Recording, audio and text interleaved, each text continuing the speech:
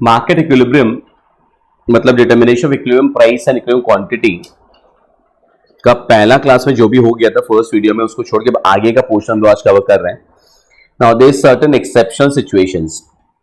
Exceptional situations में क्या चीज को लेकर के है, like when supply is perfectly elastic, कि अगर supply of a commodity is perfectly elastic. Exceptional cases चार है. One is supply perfectly elastic, supply perfectly inelastic, demand perfectly elastic, demand perfectly inelastic. तो ये चारों सिचुएशन में प्राइस एंड क्वांटिटी पे क्या फर्क पड़ेगा, because of a change in the other variable. कहने का मतलब सप्लाई अगर परफेक्टली इलास्टिक है तो we all know very well perfectly elastic supply. And जब भी क्लास होती है तो ये सब डायग्राम्स वगैरह आप भी हाथों हाथ ड्रॉ किया करो, डेवलप दैट हैबिट. सप्लाई अगर परफेक्टली इलास्टिक है, that means what? Supply curve will be a horizontal straight line parallel to the y-axis, x-axis. Diagram में ये सब कुछ एग्जाम में लिखना बहुत जरूरी है. along y एक्सिस क्या मेजर कर रहे हैं, along the ox एक्सिस क्या मेजर कर रहे हैं. परफेक्टली इलास्टिक सप्लाई का मतलब क्या, प्राइस अनचेंज रहेगा at that same price level, quantity come basic कुछ भी हो सकता है. डिमांड कर्व डाउनवर्ड स्लोपिंग होता है, नेगेटिवली स्लोप मालूम ही है. तो ओरिजिनल डिमांड कर्व मान लीजिए आपका डी था. अब अगर इंक्रीज इन डिमांड होता है, इंक्रीज इन डिमांड का मतलब डिमांड कर्व किस तरफ शिफ्ट होगा, राइट साइड शिफ्ट होगा. तो if there is a rightward shift of the demand curve, there is increase in demand.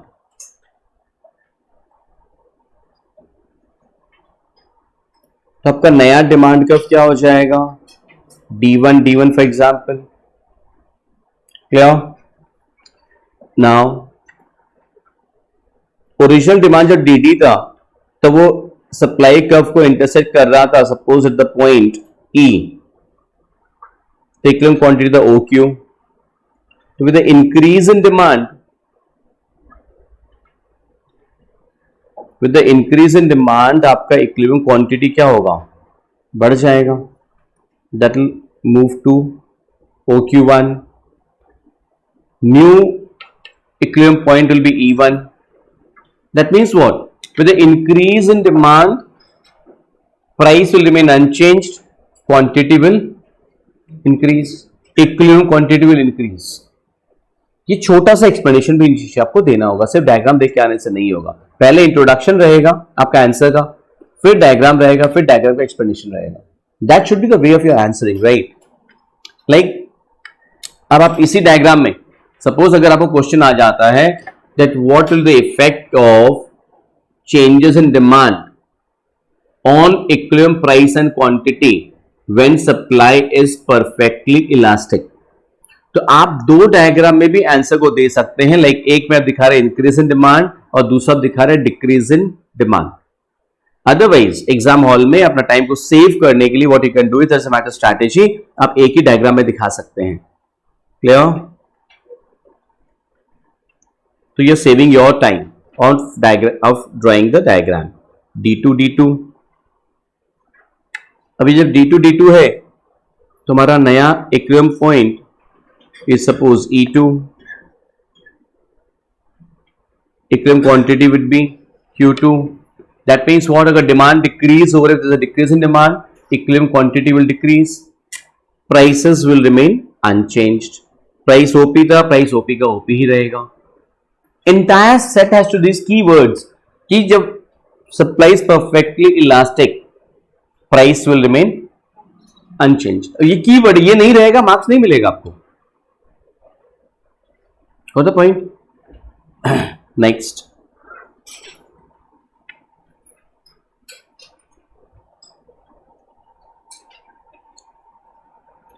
Is it done, everyone? तो इस एक्सेप्शन केस में क्या बताया, चार सिचुएशन है. एक हो गया सप्लाई परफेक्टली इलास्टिक, दूसरा सप्लाई परफेक्टली इनइलास्टिक. तो अगर ऐसा क्वेश्चन आता है तो हमको क्या करना पड़ेगा, पहले तो इंट्रोडक्शन में लिखना पड़ेगा ना कि सप्लाई परफेक्टली इनइलास्टिक होने का मतलब क्या होता है. कि perfectly inelastic supply means supply remains constant, supply remains unchanged irrespective of changes in price.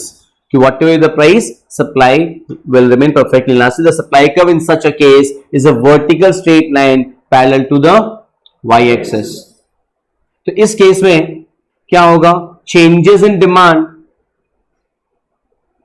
will affect the price. Equilibrium quantity will remain constant. So with increase in demand, equilibrium price के ऊपर क्या फर्क पड़ेगा? Price increase हो जाएगा. With decrease in price, with decrease in demand, price decrease हो जाएगा. तो ये इंट्रोडक्शन में लिखेंगे आप. Now this can be shown with the help of the following diagram. उसके बाद आप डायग्राम दिखाएंगे और डायग्राम का छोटा सा explanation. That is a way of answering the questions in the examination hall. So diagram draw कर लेते हैं अपने.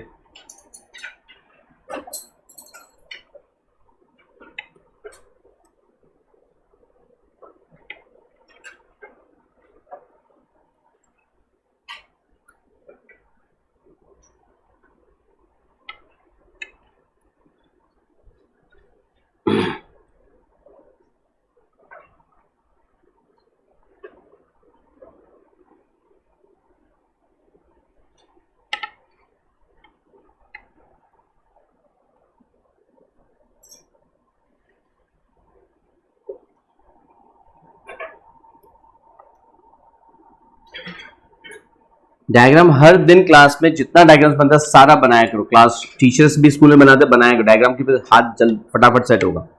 डीडी डीडी जो आपका डिमांड कर्व है तो इक्विलिब्रियम प्राइस है ई,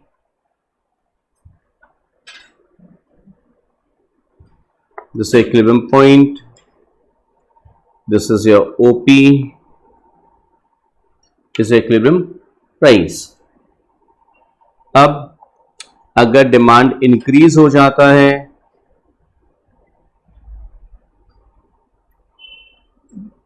D1 मेंशन करना पड़ेगा. D1 is a new demand curve.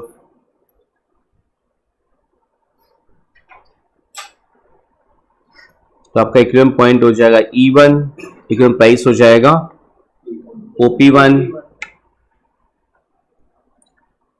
With decrease in demand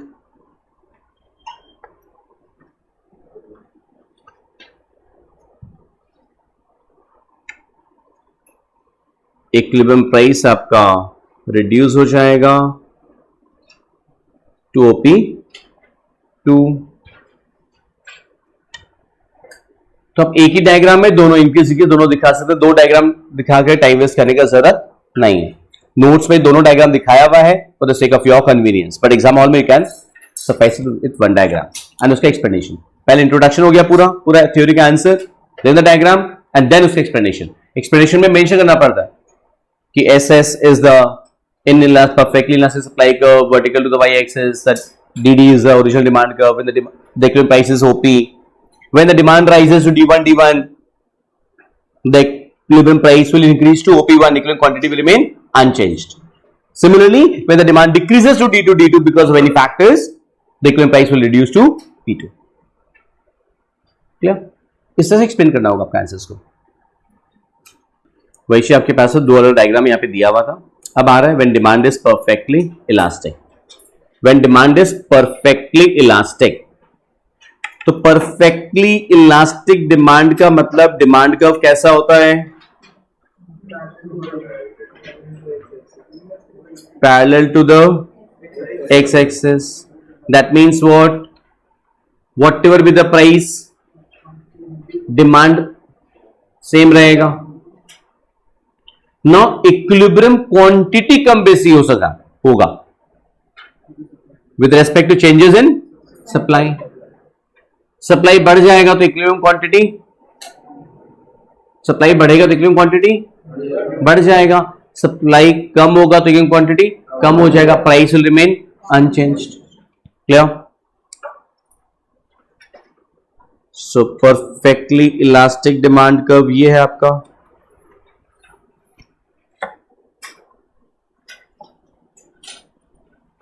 ये आपका original supply curve,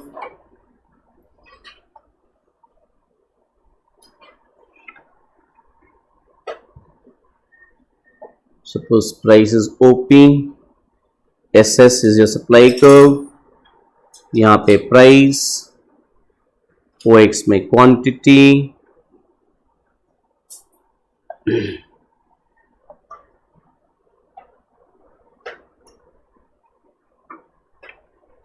exam hall में डायग्राम खाली पेंसिल से, ऐसा नहीं कि सर ने भी मल्टी कलर किया तो हम भी मल्टी कलर कर दें। एग्जाम हॉल में डायग्राम ओनली पेंसिल से, राइट? इतना भी फॉलो मत कर लेना सर को।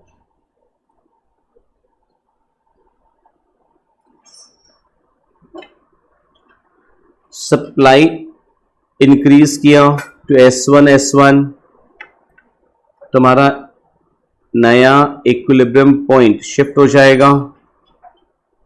पहले इक्विलिब्रियम पॉइंट था E, अभी हो जाएगा E1, क्वांटिटी था OQ, अभी हो जाएगा OQ1।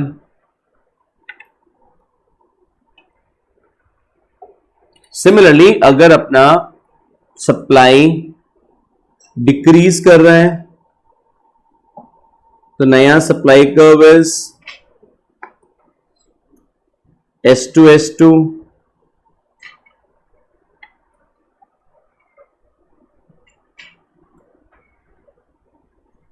नया equilibrium point would be E2 and equilibrium price would be OQ2.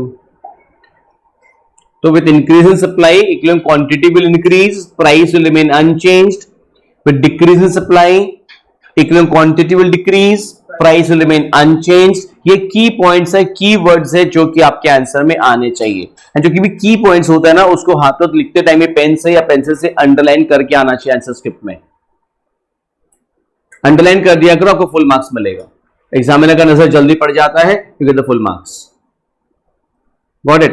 बस everyone you are working for striving for 100 out of 100. That is work in that way. वो तरीका अपनाओ, right now. Next, last situation when demand is perfectly inelastic. Perfectly inelastic demand का मतलब क्या होता है? Demand curve is parallel to the y-axis. Perfectly inelastic demand का मतलब ये होता है कि प्राइस कुछ भी हो जाए क्वांटिटी सेम रहेगा, प्राइस कम हो जाए बेसी हो जाए quantity will remain same constant. अब सप्लाई अगर बढ़ जाएगा, सप्लाई अगर बढ़ जाएगा, price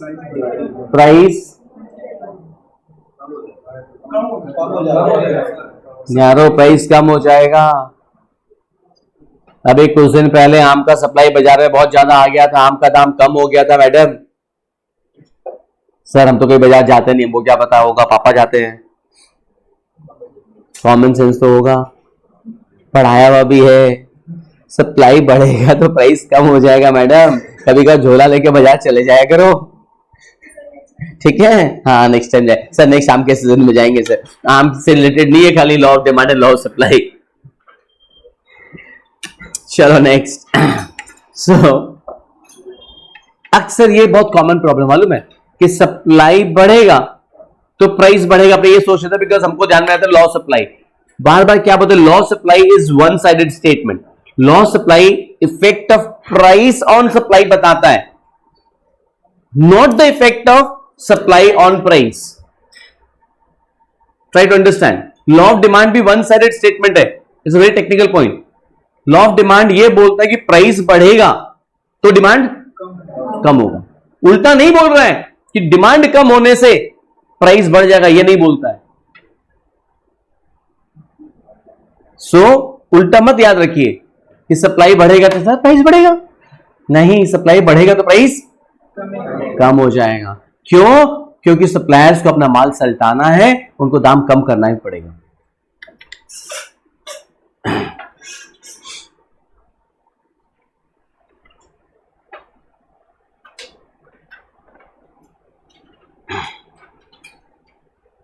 so perfectly inelastic demand curve ये रहा आपका, ओरिजिनल सप्लाई कर्व आपका ये रहा,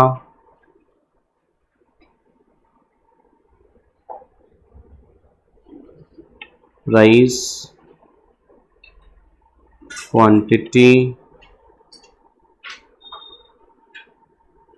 एसएस,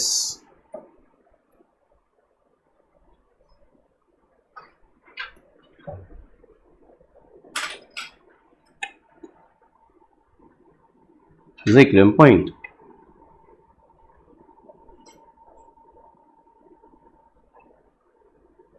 भैया जी सप्लाई कम हो रहा है तो उसका इफेक्ट प्राइस से पड़ता है, क्वांटिटी पे नहीं। Good morning.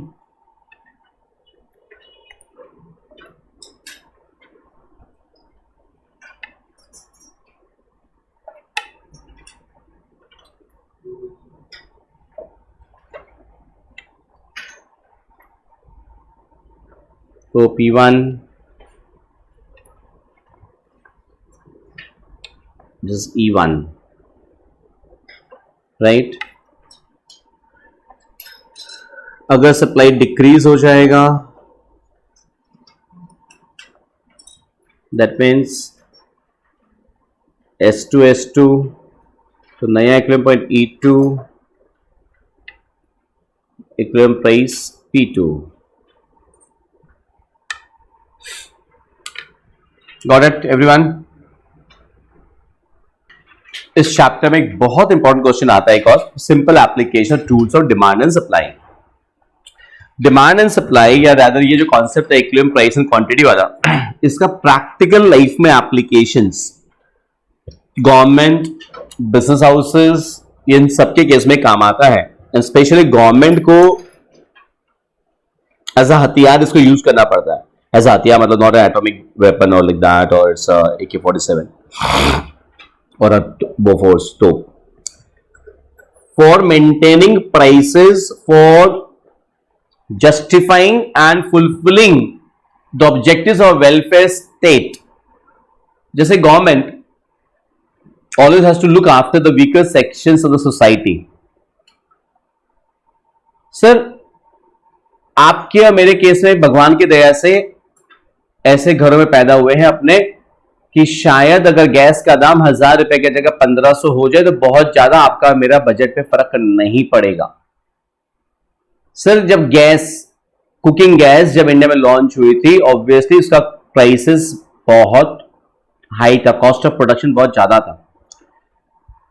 To save the environment, to save the natural resources, coal and the firewood, to reduce the deforestation, ecological balance को मेंटेन रखने के लिए गवर्नमेंट को एलपीजी गैस को प्रमोट करना जरूरी था। तो गवर्नमेंट ने गैस को प्रमोट कैसे किया? बिकॉज उसका कॉस्ट ऑफ प्रोडक्शन ज्यादा था। गवर्नमेंट ने उसको सब्सिडी सी, या प्रैक्टिकली जानते हो सब्सिडी वगैरह का मतलब। तो गवर्नमेंट ने क्या किया, वहां पे प्राइस सेलिंग, पेट्रोल के केस में this price selling, in the case of milk products price selling का कॉन्सेप्ट यूज किया जाता है। क्या मतलब होता है, ये इस चैप्टर से कैसे कनेक्टेड है कि government in the case of these essential commodities एक अपर लिमिट बता देता है कि इससे ज्यादा प्राइस चार्ज नहीं होना चाहिए मार्केट में। दूध के केस में गवर्नमेंट ये करता है, इलेक्ट्रिसिटी केस में है, कई सारे केस में गवर्नमेंट ने एक अपर लिमिट बता के रखा है, प्राइस इससे बेसी नहीं होगा। मतलब मार्केट ड्रिवन प्राइसेस नहीं होगा, मतलब प्राइस ऐसा नहीं होगा कि जो मार्केट फोर्स और डिमांड एंड सप्लाई के ऊपर डिपेंड करेगा। सर आलू प्याज में ये नहीं है। कभी कभी आपने देखा है मार्केट में, आपने कई बार देखा है पल्सेस का प्राइसेस, प्याज का प्राइसेस स्काई रॉकेट हो जाता है, 100 रुपए किलो तक प्याज बिक जाता है, क्योंकि वो एक डिफरेंट कॉन्सेप्ट है कि होर्डिंग वगैरह किया जाता है, मार्केट में सप्लाई कम कर दिया जाता है, और एक एसेंशियल कमोडिटी बहुत मैक्सिमम हाउस होल्ड से प्याज तो चाहिए खाने के टाइम, राइट। बहुत से गरीब लोग हैं जो प्याज और रोटी खाते हैं सर, तो प्याज का डिमांड तो उतना ही है, सप्लाई मार्केट में कम हो जाए प्राइसेस बढ़ेगा। तो मार्केट ड्रिवन जब रहेगा तो प्राइसेस के ऊपर कोई लगाम नहीं है, उससे नुकसान किसको? गरीबों को होगा। तो गवर्नमेंट ने कुछ केसेस में जहां पे गवर्नमेंट कर सकता है, रेगुलेट करके रखा है, प्राइस सीलिंग लगा के रखा है कि प्राइस इससे बेसी नहीं होना चाहिए। अब एक छोटा सा क्वेश्चन आपके लिए, food for thought, and please sir सोच के जवाब दीजिएगा, प्लीज विषय मत भूलिएगा। तो पॉइंट इज, मेरा क्वेश्चन ये है कि जो प्राइस सीलिंग जो गवर्नमेंट सेट करेगा that will be below the और above the equilibrium price level. जनता को फायदा किससे होगा? सर मैंने कहा प्लीज टेक योर टाइम। आप लोगों के साथ प्रॉब्लम क्या होती है कि हम लोग क्वेश्चन मार्क लगने से पहले ही हमको आंसर देना है। भाई साहब ने हाथ उठा लिया पहले। मेरा क्वेश्चन है इक्विलिब्रियम प्राइस फ्री मार्केट रहता अगर तो इक्विलिब्रियम प्राइस जितना होता, प्राइस सेलिंग जो सेलिंग प्राइस है वो उससे कम होना चाहिए या उससे बेसी होना चाहिए, तब जाके जनता को फायदा मिलेगा। एग्जैक्टली कम होना चाहिए, क्योंकि इक्विलिब्रियम प्राइस सपोज यार गैस सिलेंडर्स की वे ऊपर में सेलिंग लिमिट नहीं होती, सर इक्विलिब्रियम प्राइस 1500, 1600, 2000, 2500 रुपए हो जाता सर, बट गवर्नमेंट ने उसके ऊपर सेलिंग लगा के रखी है। रेलवे टिकट्स प्राइसेस फिक्स्ड है, इक्विलिब्रियम लेवल पे नहीं है। कुछ trains if you remember, if you know, I don't know whether कितना है, they under dynamic pricing system. कुछ ट्रेन्स इंडिया में are under dynamic pricing system कि जहां पे प्राइसेस फ्लाइट्स की जैसे कम बेसी होते हैं, तो उसमें टिकट के प्राइसेस यहां से राजस्थान का आज आप देखोगे तो कुछ और है, कल देखोगे तो कुछ और है, आधा घंटा बाद देखोगे तो कुछ और है, वो वहां डायनेमिक प्राइसिंग है, वो छोड़ दिए। बाकी ट्रेन्स में क्या है, जैसे सेलिंग कितना ही प्राइस रहेगा, and that is actually below the equilibrium price level. Now this is concept price selling. Ceiling upper limit. So government plays an important role in controlling the price of essential commodities, wheat, sugar, kerosene, etc. when the equilibrium price determined by free play of demand and supply is too high for the poor people. Price selling refers to the fixing the maximum price of a commodity at a level lower than the equilibrium price. Clear? At a level lower than the equilibrium. Now this is a key sentence, a key word आपके exam में आना चाहिए आपके answer में कि price selling का मतलब क्या होता है। Price selling refers to fixing the maximum price of commodity at a level lower than the equilibrium price. Guys, if you write a generic answers, marks भी generic मिलेंगे. You want to score 100 out of 100, 95 and above marks लाना है यार, full keywords proper आने चाहिए आपके। In the diagram, demand curve DD and the supply curve SS of wheat intersect each other point E, and as a result, equilibrium price of OP is determined. Clear? Suppose the equilibrium price of OP is very high and many poor people are unable to afford wheat at this price. तो government क्या करेगा, उसके नीचे price को set करेगा, suppose OP1। अब यार OP1 जो प्राइस सेट होगा ना, अब गौर से देखो होगा क्या, सप्लाई मार्केट में कितना रहेगा, M तक रहेगा, मतलब OQ3, बट मार्केट में डिमांड, प्राइस जब कम है तो डिमांड ज्यादा होगा, डिमांड कितना होगा, OQD तक। तो MN will be the excess demand in the market. हाँ या ना, MN will be the excess demand in the market. Excess demand का मतलब मार्केट में शॉर्टेज होगा। ना शॉर्टेज जब होगा उसका कई सारे इल इफेक्ट्स है। सो शॉर्टेज जब होगा मार्केट में इल इफेक्ट्स है। शीतल कोचर के जैसे लोग सर मार्केट में बैठे हैं, सर क्या होगा, बहुत सिंपल सी बात है सर, राशन की दुकान में प्राइस सेलिंग है। सर राशन की दुकान में चीनी का दाम अगर 35 रुपए है तो 35 ही है, मार्केट में डिमांड एंड सप्लाई की वजह से चीनी का दाम कभी 45 हो जाता है, कभी 50 हो जाता है, कभी 52 हो जाता है, बट राशन की दुकान में प्राइस 35 तो 35 है। नाउ सिंस प्राइस कम है, डिमांड ज्यादा है, सप्लाई कम है, there is a shortage, there is a shortage. भाई साहब अनिल कपूर नायक मूवी से इंस्पायर्ड है। राशन की दुकान में सर आप जानते हैं क्या होता है, एक लिमिट होती है, एक कार्ड के पीछे एक महीने में या एक सप्ताह में इतना ही चीनी इतना ही गेहूं दिया जाए। गवर्नमेंट को कंट्रोल वैसे ही करना पड़ता है, गवर्नमेंट कंट्रोल वैसे ही करता है। कैसे कंट्रोल करेगा, राशनिंग सिस्टम। हम क्या बोल रहे हैं सर, प्राइस सेलिंग का ड्रॉबैक्स है। ड्रॉबैक क्या है, मार्केट में शॉर्टेज होगा। शॉर्टेज गवर्नमेंट कंट्रोल कैसे करेगा, क्वांटिटेटिव रेस्ट्रिक्शन लगा देगा, राशनिंग सिस्टम लगा देगा।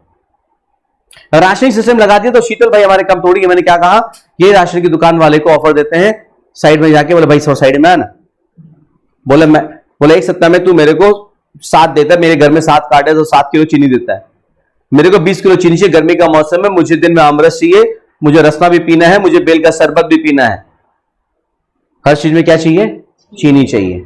तो भाई साहब उसको 40 रुपए ऑफर करते हैं। तो यहां पे ब्लैक मार्केटिंग हो रही है। वो क्या करेगा, वो दूसरे किसी को कम दे करके तुम्ही को देगा, उसके पास भी तो कोटा से ही आता है ना, बट वो दूसरे का कम करके तुमको बढ़ा के दे देगा, तुमको ज्यादा दे देगा वो 5। This is black marketing. अब ये होगा, ये ड्रॉबैक्स है सिस्टम। आइए, as wheat is an essential commodity, government interferes and fixes a maximum price known as price selling. अच्छा, प्राइस सेलिंग को क्या बोला जाता है, मैक्सिमम प्राइस लेजिस्लेशन भी बोला जाता है, बिकॉज एग्जाम में अगर आ गया मैक्सिमम प्राइस लेजिस्लेशन, अब मत बोले सर आपने तो पढ़ाया नहीं था। यह price selling is itself maximum price legislation. ये आपके बुक में मिलेगा मैक्सिमम प्राइस लेजिस्लेशन, आप तो बुक को पलट के रख दोगे, गाली दोगे, बोले सर ने पढ़ाया नहीं था। प्राइस सेलिंग का मतलब होता है मैक्सिमम प्राइस लेजिस्लेशन, ठीक है। So as wheat is essential commodity, government interferes and fixes the maximum price at OP1, which is less than the equivalent price OP.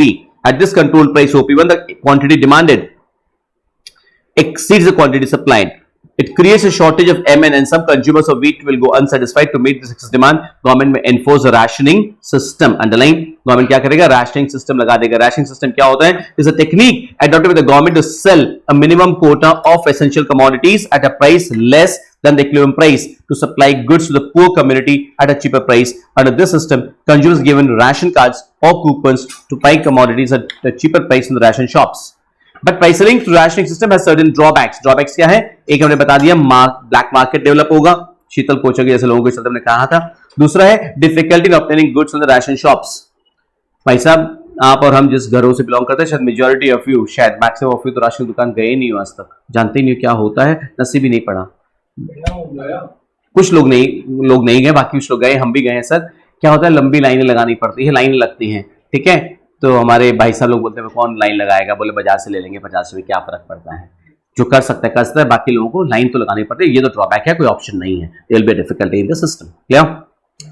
इसमें next in the last concept आता है price floor और the minimum support price, MSP। Price floor और the minimum support price. Sir if you all remember थोड़ा सा Indian economy वाला portion नहीं भी जानते हो तो एक पहले इसका बैकग्राउंड बताते हैं, एमएसपी का बैकग्राउंड क्या है। सर हमारे इंडिया में ना फार्मर्स के साथ स्पेशली एक अजय भी प्रॉब्लम है। फूड प्रोडक्शन, क्रॉप्स का प्रोडक्शन अगर कम होता है तो we under, because of the bad monsoon, because of the bad rainfall, bad weather conditions, production कम होता है तो वी अंडरस्टैंड फार्मर्स को हार्डशिप है, बड़ी प्रॉब्लम है। बट जिस साल प्रोडक्शन ज्यादा हो जाता है उसमें भी फार्मर्स को प्रॉब्लम होती है। प्रोडक्शन ज्यादा हो जाने से अपने सोचते चलो यार ठीक है इस बार तो किसान कमा लेगा, उस साल भी उसकी कमाई कम हो जाती है। फार्मर्स उसमें भी बहुत ज्यादा तकलीफ में रहते हैं जब एक्सेस प्रोडक्शन हो जाता है। द रीजन बीइंग, जब एक्सेसिव प्रोडक्शन हो जाता है, agriculture commodity being a perishable commodity, warehousing facility, storage facilities की इंडिया में बहुत कमी है। एंड हमारे यहां इंडिया में जमींदारों, महाजनों, खून चूसने वालों की तादाद बढ़ती है अंग्रेजों के जमाने से। Even after so many years of independence, we have just celebrated the century of the year, Azadi का Amrit Mahotsav and all those stuff. We say India is a developing country and all those stuff. But Google करके देखो तो every year thousands of farmers are still committing suicide. And आश्चर्य की बात नहीं है, जब प्रोडक्शन ज्यादा होता है उस केस में भी फार्मर सुसाइड कर रहा है। आप बोलोगे उनकी आदत हो गई होगी सर, लत लग गई है उनको। हाँ बोलोगे ट्रेंड बन गया ऐसा 2-4 क्या पता फैशन हो गया सर, देख देख के आप ये बोल सकते हो। डेमोन्स्ट्रेशन उसके घर से भी किया तो मुझे भी करना है। सर नहीं सर, जब प्रोडक्शन एक्सेसिव हो जाता है ना तो ये जमींदार एंड महाजन एंड मिडिलमैन उन फार्मर्स का बहुत गंदा एक्सप्लॉयटेशन करते हैं। दे offer them such lower prices for their produce which does not even cover their cost of production, forget their profit, forget any other thing, which does not even cover their cost of production. I don't know whether you all remember or not, last एक story जो बताए थे, जो even news में भी था, last year, perhaps last year, Bihar का एक farmer cabbage full of the will, पूरा जो न्यूज में इसे बता रहा हूं, ऐसा न्यूज डेली आते हैं बट ऐसा ये बहुत वायरल हो गया था वाला वीडियो। कि खेत भरती है गोभी से, और वो आदमी खुद जिसने उगाया है, जो 4 महीना 6 महीने मेहनत करके उसको उगाया है, जिसके लिए वो सब कुछ होता है, वो गुस्से में आकर के उसी खेत के ऊपर में अपना ट्रैक्टर को चला दिया। क्यों चला दिया? क्योंकि उसको इतना कम प्राइस महाजन लोग ऑफर कर रहा था, कॉस्ट कवर नहीं हो रहा, तो बोला तुमको देने से बेटर है मैं उसको तबाह कर दूंगा। क्या उसके पीछे दूसरा एक रीजन था? उसने उस एडुकेटर से उस वीडियो को वायरल किया था। वायरल करने के पीछे रीजन था कि वो गवर्नमेंट तक पहुंचे, एंड आधा घंटा 1 घंटा के अंदर वो वीडियो जब गवर्नमेंट के पास पहुंचा, मिनिस्टर के पास पहुंचा, तो मिनिस्टर ने हाथों एक्शन लिया, and at the MSP minimum support price पे गवर्नमेंट ने इंश्योर किया कि हमारे ऑफिसर्स वहां पहुंचे, एंड उसका जितना बचा हुआ गोभी था गवर्नमेंट ने उससे खरीदा। ये एमएसपी क्या है? कि मार्केट प्राइसेस अगर एक प्राइस से बिलो हो जाए, गवर्नमेंट बोलता है फार्मर्स को, फॉर एग्जांपल, जैसे एक एग्जांपल दे रहा फार्मर का कि बेटा तू टेंशन मत ले, हम इतना प्राइस में तुमसे ले लेंगे। कि मार्केट प्राइस अगर कम हो जा रहा है, आप टेंशन मत लो, हम एक मिनिमम सपोर्ट प्राइस आपको ऑफर कर रहे हैं, हम इस प्राइस पे आपसे सामान खरीद लेंगे। इसका मतलब that MSP must be set below the clearing price और above the clearing price. Above the clearing price, exactly above the clearing price set होगा वो। कि क्लियरिंग प्राइस सपोज अगर 5 रुपए हो जा रहा है, गवर्नमेंट ने अगर एमएसपी 8 रुपए सेट करके रखा है, तो बेटा तू टेंशन मत ले, तुमको बाजार में बेचने की जरूरत नहीं, तुमको जितना बेचना तो मेरे को बेचते, हम तुमसे खरीद लेंगे। ये एमएसपी लाने से फायदा भी ये होता है कि जहां प्रॉपर मशीनरी हमारी वर्क करती है, एडमिनिस्ट्रेटिव मशीनरी जहां पे प्रॉपर वर्क करती है, वहां 8 रुपए के नीचे प्राइस जा ही नहीं पाएगा। वहां पे अब अगर आप फार्मर को जाके ऑफर करेंगे 7 रुपया, वो मुंह से 2 अच्छे शब्द निकालेगा आपके लिए, बस सर वो लात मारने से ज्यादा डेंजरस होता है, right sir?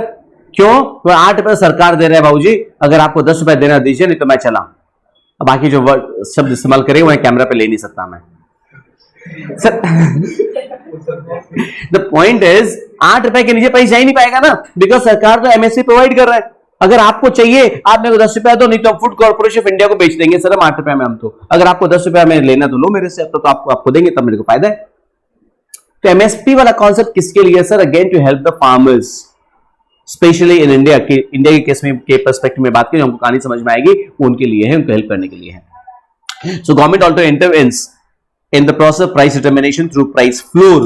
Minimum support price को प्राइस फ्लोर भी बोला जाता है, अंडरलाइन कर लीजिएगा, बिकॉज एग्जाम में प्राइस फ्लोर आ गया तो अगेन मुझे गाली मत दे देना।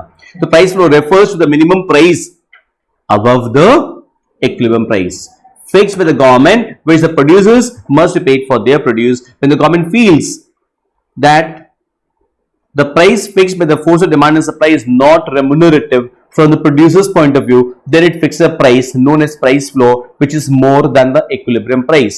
Most well-known examples of imposition of price floor are agriculture price support programs and the minimum wage legislation. जैसे इंडिया में एक एक्ट है, मिनिमम वेजेस एक्ट, उसमें अलग अलग कैटेगरीज ऑफ वर्क, अलग अलग कैटेगरी वर्कर्स के लिए फैक्ट्री सिस्टम में अलग अलग कैटेगरी वर्कर्स का मिनिमम वेजेस फिक्स है। इस कैटेगरी वर्कर के उसका मिनिमम वेजेस इतना होना चाहिए। तो that means what?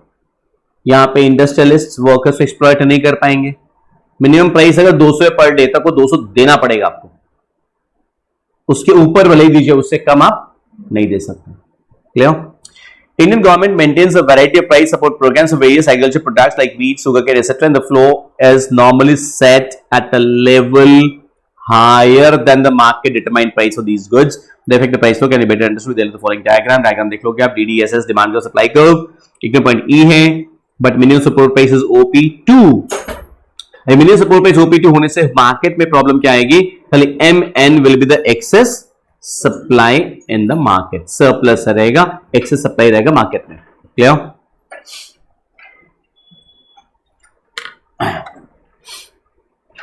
Next, this here we come to an end of this chapter on equilibrium price market mechanism. Clear? किसी के पास अभी फ्रैंक वाला बुक है?